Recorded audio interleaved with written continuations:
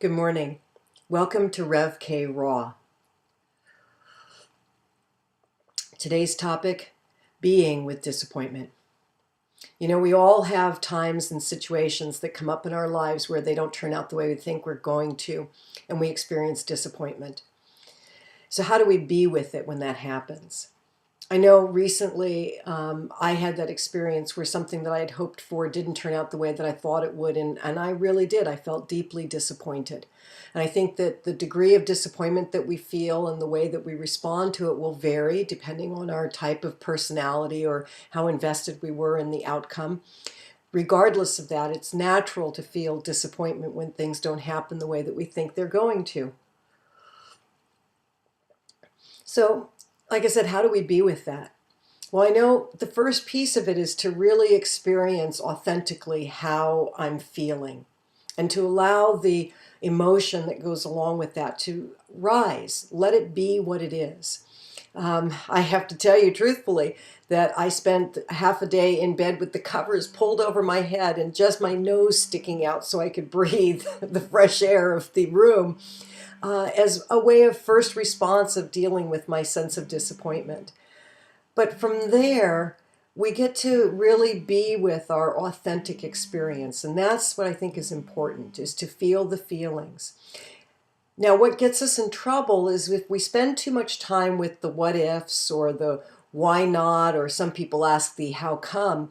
I don't know that that can be particularly helpful unless it really helps us get a different perspective of what was of value in the experience for us to learn.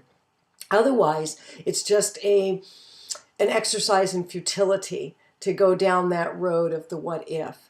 And out of that, actually, it takes us away from the authentic experience of the emotion of our feelings and takes us into our head and analyzing things.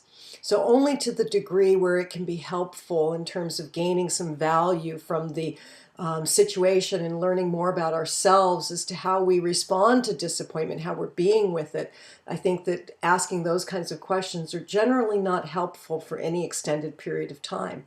What can be helpful is, what is of value here for me to take away from this experience? What is of value here for me to know about myself in terms of how I respond to disappointment? Then, when we have the opportunity to really be in and experience our feelings, what I suggest and what I'm doing even for myself in moving through this experience and being with disappointment is opening up to what is the generative opportunity that's in front of me. And when I say generative, I'm talking about what is juicy and alive and is engaging my creativity in this moment, that there's space there for something new to come into play. And what I'm finding for myself is that an area that I have a great passion and interest around, an opportunity seemingly unsolicited, has appeared for me to actually volunteer and participate in an event that's coming up. So this is what I mean about this generative kind of space. And then what happens is that it moves me through this disappointment and helps me once again see that, yes, there is something that I am being called to do that I can step into that engages me in this creative energy. And so that's what I encourage you to do today.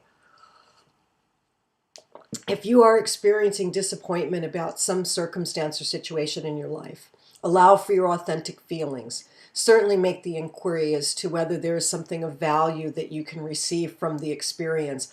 And then, as soon as you are able, with gentleness, with compassion, and with love, open up to that generative space, that creative energy that is within you, and simply look at the landscape around you and see what is presenting itself for you to step into and to really engage the fullness of who you are.